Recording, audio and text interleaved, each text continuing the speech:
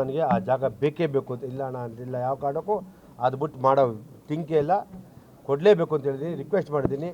ಅವ್ರು ಮಾಡಲಿಲ್ಲ, ಕಾನೂನಲ್ಲೇ ನಮಗೆ ಜಾಗ ಸಿಗುತ್ತೆ ಅಂತ ಗ್ಯಾರಂಟಿ ಇದೆ. ನಾನು ಇಷ್ಟು ದಿನ ಇದ್ರ ಬಗ್ಗೆ ಕೇಳಿಲ್ಲ, ಯಾವ ಕಾರಣಕ್ಕೂ ಬಿಡೋಲ್ಲ. ನಾವು ಅಲ್ಲೇ ಅಂತ್ಯಕ್ರಿಯೆ ಆದ ಜಾಗದಲ್ಲಿ ನಾವು ಸ್ಮಾರಕ ಕಟ್ತೀವಿ, ಬಿಡಲ್ಲ ಅಂತ ಹೇಳಕ್ಕೆ ಇಷ್ಟಪಡ್ತೀನಿ. ಕೇಳಿದೆ, ಈ ಡೆಮಾಲಿಷ್ ಮಾಡೋಕ್ಕೆ ನನಗೆ ಅಷ್ಟು ಧೈರ್ಯ ಬರ್ತದೆ ಅಂದರೆ ಕಾನೂನನ್ನೇ ನಮಗೆ ಎಲ್ಲ ನಾವು ಕೋರ್ಟ್ಗೆ ಹಾಕೆಲ್ಲ ತೊಗೊಂಡಿದ್ದೋ. ಇಲ್ಲಾಂದರೆ ವಿಷ್ಣು ಸಮಾಧಿ ಡೆಮಾಲಿಷ್ ಮಾಡೋಕ್ಕೆ ನಮ್ಗೆ ಕಲ್ಲಾಗುತ್ತಾ? ನಾನು ಉಳಿತೆ ಅವನು ಹೇಳ್ದೆ, ಅವ್ನು ಗೊತ್ತಿತ್ತು, ಅವ್ನಿಗೆ ತುಂಬ ಭಯ ಇತ್ತು, ಯಾರು ಗೊತ್ತೇ ಇರಲಿಲ್ವಲ್ಲ ಆಗಿತ್ತು. ಆಮೇಲೆ ಇಷ್ಟು ದಿನ ಯಾಕೆಂದರೆ 2000 ಜನವರಿಲಿ ಆದಂಥ ಆರ್ಡ್ರ್ ಇವತ್ತು ಗಂಟೆ ಯಾರು ಬಂದಿಲ್ವಲ್ಲ, ನಮ್ಗೆ ಅದಕ್ಕೆ ಅವಾಗ ಧೈರ್ಯ ಬಂತು, ಇಲ್ಲಾಂದ್ರೆ ಅವ್ರು ಬಿಡ್ತಿರಲ್ಲ.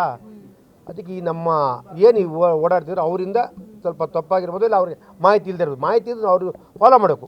ನೀವು ಕೇಳಲಿಲ್ವಾ? ಯಾಕಂದ್ರೆ ಕೋರ್ಟ್ ಆರ್ಡರ್ ಅಲ್ಲಿ ಇರೋದು ಅನಧಿಕೃತವಾಗಿರುವಂತ ಒಂದು ಇದಿದೆ, ಸ್ಟ್ರಕ್ಚರ್ ಇದೆ, ಅದನ್ನ ಡೆಮಾಲಿಷನ್ ಮಾಡೋದು. ಅಲ್ಲಿ ವಿಷ್ಣು ಸಮಾಧಿ ಇದೆ ಅನ್ನೋದನ್ನ ಅವರು ಮೆನ್ಷನ್ ಮಾಡಿರ್ಲಿಲ್ಲ. ನೀವು ಕೇಳಬೇಕಿತ್ತು. ನಾನು ಕೇಳಿದೆ, ವಿಷ್ಣು ಸಮಾಧಿ ಅಂತ ಅಲ್ಲಿ ಮೆನ್ಷನ್ ಮಾಡಿದ್ರೆ ಗೌರ್ಮೆಂಟ್ ಪೀಪಲ್ ಯಾರಿರಲಿಲ್ವಾ? ಏನಂದರೆ ಕಾನೂನಲ್ಲಿ ಯಾರ್ಯಾರೇನೇನು ಜೊತೆಗೆ ಗೊತ್ತಿಲ್ಲ, ನ್ಯಾಯ ಇಲ್ಲದೆ ಇದಕ್ಕೆ ದಯವಿಟ್ಟು ನಮ್ಗೆ ನ್ಯಾಯ ಸಿಗುತ್ತೆ. ನಾವು ಹೇಳ್ದ ಡೆಮಾಲಿಷ್ ಮಾಡಿ, ಅವ್ನಿಗೂ ತುಂಬ ಭಯ ಇತ್ತು ಕೂಡ. ಇಲ್ಲ ಅವ್ನು ಹೇಳ್ದ, ದಯವಿಟ್ಟು ನಂಗೆ 3-4 ನಾನು ಹೇಳಿದೆ, ಯಾವ ಕಾರಣ ನಿನ್ಗೆ ಬೇಡಪ್ಪ, 1 ಎಕರೆ ಬೇಡ, ಅರ್ಧ ಎಕರೆ ಬೇಡ, ಹತ್ತಿರದ ಅದು 10 ಗುಂಟೆ ಇಲ್ಲ 12 ಗುಂಟೆ ಅದೇನು ನಮಗೆ ಕೊಡು ನಿನಗೆ ಹಣ. ಆಮೇಲೆ ಹೇಳ್ದ, ಹಣದ ಪಾಪ ಸುಳ್ಳು ಹೇಳ್ಬಾರ್ದು, ಹಣ ಕೇಳಲಿಲ್ಲ, ಹಣ ಆದರೆ ನಾನು ಕೊಡೋಕ್ಕೆಲ್ಲ ಸರ್, ನಾನು ಮಾಡಿಕೊಡ್ತೀನಿ, ಏನೋ ಮಾಡ್ತೀನಿ, 1 ವಾರ ಟೈಮ್ ಕೊಡಿ ಅಂತ ಹೇಳಿರಿ. ನನ್ನ ಪಾಪ ಅಣ್ಣ ತಮ್ಮದಿರು ಇಬ್ಬರು ಬಾಲಣ್ಣ ಮಕ್ಕಳು ಇಬ್ಬರು ಸೋತೋಗ್ಬಿಟ್ಟವ್ರೆ. ಇಲ್ಲ, ಇವಾಗಿರೋದು ಮಗ ಯಾರು ಒಬ್ಬನೇ, ಕಾರ್ತಿಕ್, ಅದು ಶ್ರೀನಿವಾಸ್ ಮಗ, ದತ್ತು ಗಣೇಶ್ ಜೊತೆ. ಅದರಿಂದ 1 ವಾರ ಟೈಮ್ ತೊಗೊಂಡಿದ್ದೆ. ಅವತ್ತಕ್ಕೆ ನಾವು ಕಾನೂನು ನಿನ್ನೆ ಆಲ್ರೆಡಿ ಮೊನ್ನೆ ಶುಕ್ರವಾರ ಶನಿವಾರ ನಮ್ಮ ಲಾಯರು ಅದಕ್ಕೆ ಸಂಬಂಧಪಟ್ಟಂಥ ದಾಖಲೆ ತೊಗೊಂಡು ಯಾವ ರೀತಿ ಮಾಡಬೇಕು ಗೊತ್ತಿಲ್ಲದೆ ಇದನ್ನು ವಿಷ್ಣುವರ್ಧನ ಸಮಾಧಿ ಈ ರೀತಿ ಆಗಿದ್ದರೆ ಅವರು ಎಲ್ಲ ಮಾಡಿದರೆ, ನಿನ್ನೆ ಬೆಳಿಗ್ಗೆ 10 ಗಂಟೆಗೆ ಅಪ್ಲೈ ಮಾಡಿ ತಿರ್ಗಾ ಕಂಪ್ಲೀಟ್ ಸಬ್ಮಿಟ್ ಆದಾಗ 4 ಗಂಟೆ ಆಗಿದೆ.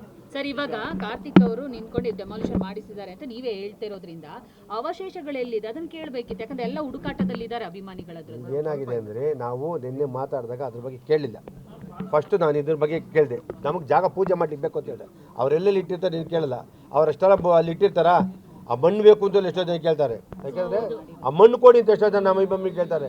ಅದರಿಂದ ಆಗುತ್ತೆ, ಎಲ್ಲೂ ಹೋಗಲ್ಲ ಎತ್ತಿಗೆ ಸಿಗುತ್ತೆ. ಸರ್, ಇವಾಗ 1 ಸೆಕೆಂಡ್, ಈಗ ಡೆಮಾಲಿಶ್ 10 ಗುಂಟೆ ಎಕರೆ ಮಾತ್ರ ಬೇಕು ಅಂತ ಹೇಳ್ತಾ ಇದ್ದೀರಾ, 10 ಗುಂಟೆ ಜಾಗ ಮಾತ್ರ ಬೇಕು ಅಂತ ಇವಾಗ ಇಸ್ಕೋತೀರಾ, ಅವ್ರು ಕೊಡ್ತಾರೆ.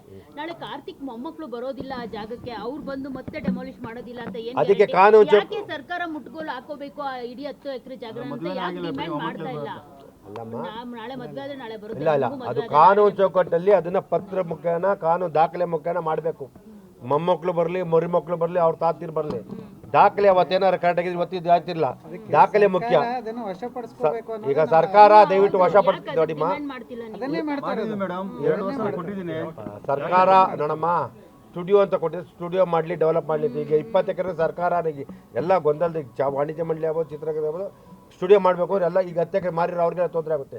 ಪಾಪ ಅಮಾಯಕರೆಲ್ಲ ತೊಗೊಂಡಿದ್ದೆ, ಅವ್ರಿಗೆ ತೊಂದರೆ ಆಗ್ಬಾರ್ದು, ಯಾರಿಗೂ ತೊಂದರೆ ಆಗ್ಬೋದು. ಅದಕ್ಕೆ ಕಾರ್ತಿಕ್ ಹೇಳಿದೆ, ಕಮರ್ಷಿಯಲ್ ಆಕ್ಟಿವಿಟಿ ಏನಾದ್ರು ಇದ್ದರೆ ಕಾನೂನಲ್ಲಿ ತುಂಬ ತಪ್ಪಾಗುತ್ತೆ, ಮಾಡೋಕ್ಕಾಗಲ್ಲ.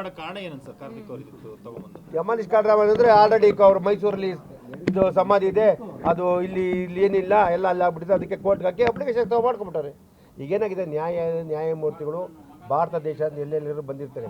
ಇಲ್ಲಿ ಆ ಸಬ್ಜೆಕ್ಟ್ ಬಂದಾಗ ಅದು ಸಂಬಂಧಪಟ್ಟಂಥ ನಮ್ಮ PP ಆಗ್ಬೋದು, ಗೌರ್ಮೆಂಟ್ ಪಬ್ಲಿಕ್ ಪ್ರಾಸಿಕ್ಯೂಟರ್ ಆಗ್ಬೋದು, ಲಾಯರ್ಗಳು ದಯವಿಟ್ಟು ಈ ಥರ ಒಂದು ಸೆಲೆಬ್ರಿಟಿ ಈ ಥರ ಆಗಿದೆ ಎಕ್ಸ್ಪ್ಲೇನ್ ಮಾಡಿದ್ರೆ ಯಾರು ಕೊಡಲ್ಲ, ಗೊತ್ತಿರಲ್ಲ ಈ ಥರ ಆಗಿದೆ ಅಂತ ಕೇಳಿದ್ರೆ. ಏನಾದರೂ ಸೂಚನೆ ಕೊಟ್ಟಿದ್ರಂತಾನೆ ಈ ತರ, ಅಂದ್ರೆ ಜನವರಿಯಲ್ಲೇ ನೋಟಿಸ್? ಅವನು ನಿನ್ನೆ ಕಾರ್ತಿಕ್ ನಾನು ಕೇಳಿದ ಪ್ರಕಾರ ಪ್ರತಿಯೊಬ್ಬರು ಗೊತ್ತು ಅಂತ ಹೇಳ್ದ. ನಾನು ಹೇಳಿದೆ, ನನಗೆ ಹೇಳಿದಲ್ಲಿ ನಾನು ಇದೇ ಮಾತಾಡಿದೆ. ನೀನು ಒಂದು ಮಾತು ನನಗೆ ಹೇಳಿರ್ಬೋದಾಯ್ತು, ಅಟ್ಲೀಸ್ಟ್ ವಾಣಿಜ್ಯ ಮಂಡಳಿಗೆ ಹೇಳ್ಬಾರ್ದು, ಅಟ್ಲೀಸ್ಟ್ ರಾಕೆಟ್ ವೆಂಕಟೇಶ್ಗೆ ಹೇಳ್ಬೋದಾಯ್ತು, ಬೇರೆ ಹೇಳ್ಬೇಡ, ನನಗೆ ಹೇಳ್ಬೋದು, ರಾಕೆಟ್ ವೆಂಕಟೇಶ್ ಹೇಳ್ಬಾರ್ದು, ಅಟ್ಲೀಸ್ಟ್ ನಮ್ಮ ವಿಷ್ಣುಸೇನ ಪ್ರಸನ್ನ ಅವ್ರಿಗೆ ಹೇಳ್ಬೋದಾಯ್ತು. ವಾಣಿಜ್ಯ ಇಷ್ಟು ನೀವು ಯಾರು ಸ್ಪಂದಿಸಿಲ್ಲ, ನನಗೆ ಹೇಳ್ಬೋದಾಯ್ತಲ್ಲ, ನಾವು ಸ್ಪಂದಿಸ್ತಿದ್ವಲ್ಲ. ಇಲ್ಲ ಅಣ್ಣ, ಎಲ್ಲರೂ ಗೊತ್ತು ಅಂದ್ಕೊಂಡೆ. ಎಲ್ಲರಿಗೂ ಗೊತ್ತಿದೆ ಅಂತ ಹೇಳ್ದ. ಅವನು ಯಾರು ಪಾರ್ಟಿ ಮಾಡಿಲ್ಲ, ಅಲ್ಲ ಸರ್, ಇವಾಗ ಓಕೆ ಏನು ಹೇಳಿಲ್ಲ ಅಂದ್ರೂ ಡೆಮಾಲಿಷನ್ ಮಾಡ್ತಾರೆ, ಮಾನವೀಯತೆ ದೃಷ್ಟಿಯಿಂದ ಆದ್ರೂ ಮನೆಯವರಿಗೆ ತಿಳಿಸಿದಾರ? ಯಾರು ತಿಳಿಸಿರ್ಬಿಟ್ಟಿದ್ದು ಅವನು ಹೇಳ್ದಾಗ ನೋಟಿಸ್ ಹೋಗಿರೋದು ಗೊತ್ತು. ಡೆಮಾಲಿಷ್ ಮಾಡಿ ಯಾರು ತಿಳಿಸಿಲ್ಲ, ಡೆಮಾಲಿಷ್ ಮಾಡಿ ಯಾರು ತಿಳಿಸಿ ಸುಮ್ಮನೆ ಇರ್ತಾರ? ಅಲ್ಲ, ಈ ತರ ಇಲ್ಲ, ಯಾರಿಗೂ ತಿಳಿಸಿ, ಡೆಮಾಲಿಷ್ ತಿಳಿಸಿಲ್ಲ. ಜನವರಿ ಆರ್ಡರ್ ಆಗಿದೆ ಎಲ್ಲರಿಗೂ ಗೊತ್ತು ಅಂತ ಅವನಂದ. ಇದನ್ನ ಇನ್ನೊಂದು ಸುದ್ದಿ ನಾವು ಸುದೀಪ್ ಅವರಿಗೆ ಒಂದು ಕಡೆ ಅರ್ಧ ಎಕರೆ ತಗೊಳ್ಳೋದು, ನೀವು ಅಲ್ಲೇ ಹಾಕ್ಬೇಕು ಅಂತ ಹೇಳಿ, ಮತ್ತೆ ಸುದೀಪ್ ಅವ್ರ ಜೊತೆಗೆ ಸುದೀಪ್ ಅವ್ರು ತಗೊಳ್ಳೋದಕ್ಕೆ ನಾವು ಸ್ವಾಗತ ಆಗ್ತೈತಿ. ಸುದೀಪ್ ಅವ್ರು ನಾವು ಸೇರ್ಸ್ಕೊಳ್ಳೋದ, ನಾವು ಅವ್ರ ಜೊತೆ ಸೇರ್ಕೋತೀವಿ, ತಪ್ಪೇನಿಲ್ಲ.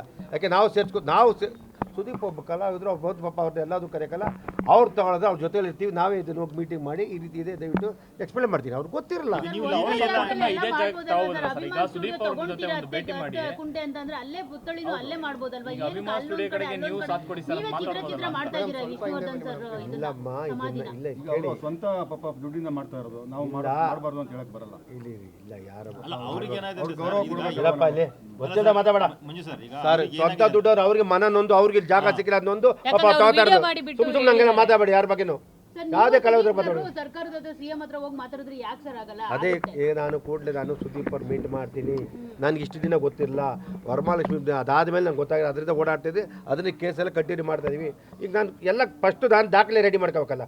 ನಾನು ಮಾತಾಡ್ಬೇಕು ನನ್ನ ಏನಿದೆ ಅಂತ ಕೇಳಿದಾಗ ಏನಾಗುತ್ತೆ, ಸುಮ್ಮನೆ ಎಲ್ಲರೂ ಓದಪಟ್ಟ ಆಗಬಾರ್ದು. ಅದನ್ನ ದಾಖಲೆ ಎಲ್ಲ ರೆಡಿ ಮಾಡಿ ಲಾಯರ್ ಕೂತ್ಕೊಂಡಿದ್ದೀನಿ. ಶ್ರೀನಿವಾಸ್ ಕೇಳಿದ್ದೀನಿ, ದಾಖಲೆಗಳು ನಿಮ್ಮ ಲಾಯರ್ ಹತ್ರ ಮೀಟ್ ಮಾಡಿಸು ಅಂತ ನಾನು ಹೇಳ್ತಿದ್ದೀನಿ. ನಮ್ಮ ನಾಗೇಂದ್ರ ಪ್ರಸಾದ್ ಹೇಳಿದ್ದಾರೆ, ಅವರು ನಮ್ಮ ಲಾಯರ್ ಹತ್ರ ಮಾತಾಡ್ತಾರೆ, ಅವ್ರನ್ನ ಲಾಯರ್ನ ಮಾತಾಡ್ತಾರೆ. ಅವರಿಬ್ಬರು ಎಲ್ಲರೂ ಒಟ್ಟಾಗಿ ಸೇರ್ಕೊಂಡಾಗ ಜಾಸ್ತಿ ಫೋರ್ಸ್ ಇರುತ್ತೆ. ಈಗ ಸುದೀಪ್ ಅವ್ರು ಮೀಟ್ ಮಾಡ್ತೀನಿ, ಮೀಟ್ ಮಾಡಿ ನಾನು ಇದನ್ನು ಎಕ್ಸ್ಪ್ಲೈನ್ ಮಾಡಿ ಈ ರೀತಿಯಾಗಿ ಸರ್ ಇದಕ್ಕೆ ಏನು ಮಾಡ್ತೀರಿ, ಮುಂದಕ್ಕೆ ಯಾವ ರೀತಿ ಮಾಡೋಣ ಕೇಳ್ತೀನಿ, ತಪ್ಪೇನಿದೆ ಸರ್. ಇದು ನನಗೆ ಇಲ್ಲಿ ಯಾರು ಯುಗೋ ಅಲ್ಲ, ಇಲ್ಲಿ ಯಾರು ದೊಡ್ಡವರಲ್ಲ, ನಮ್ಮ ಸಾರ್ ದೊಬ್ಬರದೇ ಅಷ್ಟೇ. ವಿಷ್ಣು ಸೇನಾ ಮುಖ್ಯ, ನಂಗೆ ಬೇರೆ ಯಾರಿಲ್ಲ. ಸುದೀಪ್ ಅವ್ರನ್ನ ನಾನೇ ಮೀಟ್ ಮಾಡ್ತೀನಿ. ಪಾಪ ಅವರು ಯಾವಾಗ ಇಲ್ಲಿ ಕೊಡಲ್ಲ ಅಂತ ಗೊತ್ತಾದ್ರೆ ಜಾಗ ತೊಗೊಂಡಿದ್ರೆ ಖುಷಿ ಆಯಿತು. ದಯವಿಟ್ಟು ನಾವು ಇಲ್ದೇ ಇರೋದಲ್ಲ, ಬೇರೆ ಯಾರು ಲೂಸ್ ಟಾಕ್ ಯಾರೇ ಆಗಲಿ, ಯಾವ ಅಭಿಮಾನಿಯಾಗಲಿ ಮಾತಾಡ್ಬಾರ್ದು. ನಿಮ್ಮಲ್ಲಿ ಕಳಕಳಿಯಿಂದ ಮನವಿ ಕೊಡ್ತೀನಿ. ಸರ್, ಮೈಸೂರಿಗೆ ಹೋಗ್ತಾ ಇದ್ದೀನಿ, ಹೋಗಲ್ಲ, ಇಲ್ಲೇ ಪ್ರತಿ ವರ್ಷ ಹೋಗ್ತಾ ಇದ್ದೀನಿ ಅಂತ ಅಂದ್ರೆ ನಾವು ಒಂದು 7-8 ವರ್ಷ ಬಂದಿದ್ದೀವಿ. ನಾವು ಕೆ ಮಂಜು ಅವ್ರನ್ನ ನೋಡ್ಲೇ ಇಲ್ವಲ್ಲ 25. ಯಾರ ಕಣ್ಣು ಕಾಣಿಸ್ಕೋಬೇಕು ಅಂತಿಲ್ಲ, ಯಾರ ಕಣ್ಣು ಕಾಣಿಸ್ಕೋಬೇಕು ಅಂತಿಲ್ಲ. ನಮ್ಮಲ್ಲಮ್ಮ ನನ್ನ ಮನದಲ್ಲಿ ಇರ್ಬೇಕಾದ್ರೆ ಅಮ್ಮ ಅವ್ರನ್ನ ದಿನ ಬೆಳಗಾರ ನಮ್ಸ್ಕೊದ್ರೆ ಬರ್ತೀರಪ್ಪ. ನಾನು ಯಾರಿಗಾರು ತೋರಿಸಿ ಆಡಂಬರ ಮಾಡ್ಬೇಕು, ನಾನು ಯಾರು ಕಾಣಬಾರ್ದು ಅಂತ ನಾನು ಹೋಗ್ತೀನಿ. ನಾನು ಹೃದಯದಲ್ಲಿದ್ದಾರೆ. ಅದರಿಂದ ನನ್ನ ಆತ್ಮಪೂರ್ವಕವಾಗಿ ವಿಷ್ಣು ಸರ್ ಮನಸ್ಸಲ್ಲಿದ್ದಾರೆ. ನಾನು ಅವ್ರನ್ನ ಏನು ಬಯಸೋದು ಅಂದರೆ ಅವ್ರ ಆಶೀರ್ವಾದ ಒದ್ದೆ ಬಯಸೋದು. ಕಳೆದ ವರ್ಷ ಎಲ್ಲ ಬಿಟ್ಟೇ ಇರ್ಲಿಲ್ಲ ಅವ್ರನ್ನ, ಹೆಂಗ್ ಹೋದ್ರಿ ಅಂದ್ರೆ ಯಾರು ಹೇಳಿದ್ರು? ಬಿಟ್ಟಿರ್ಲಿಲ್ಲ, ನೀವೇ ಬಿಟ್ಟಿದ್ದಾರೆ ಅಮ್ಮ. ನಾನು ಸುಮಾರು ಸತಿ ಸ್ಟುಡಿಯೋ ಇದ್ದಾಗ ಹೋಗಿದ್ದೀನಿ, ಅದಿಲ್ದಾಗ ಹೋಗಿದ್ದೀನಿ, ತುಂಬ ತೆಗಿದ್ದೀನಿ. ನಮಗೆ ಯಾವತ್ತೂ ಸ್ಟುಡಿಯೋದಲ್ಲಿ ತೆಗಿಯಲ್ಲ ಅಂತ, ಯಾಕೆಂದರೆ ನಾನೊಬ್ಬ ನಿರ್ಮಾಪಕ ಆದ್ರಿಂದ ನಮ್ಮನ್ನು ಫಸ್ಟು ಸ್ವಾಗತಿಸ್ತಾರೆ. ಆಮೇಲೆ ನಾವು ಹೋಗಿ ಎಲ್ಲೇನು ಭಜನೆ ಮಾಡೋದು, ಹೋಗಿ ದೇವಸ್ಥಾನಕ್ಕೆ ಹೋಗ್ತೀನಿ, ನಮಸ್ಕಾರ ಹಾಕೊಂಬತ್ತೀನಿ. ದಯವಿಟ್ಟು ಈ ರೀತಿ ಕನ್ಫ್ಯೂಸ್ ನೀವು ಮಾಡಿಬಿಡಿ. ಗ್ಯಾರಂಟಿ ನ್ಯೂಸ್, ಸುದ್ದಿ ಖಚಿತ, ನ್ಯಾಯ ನಿಶ್ಚಿತ.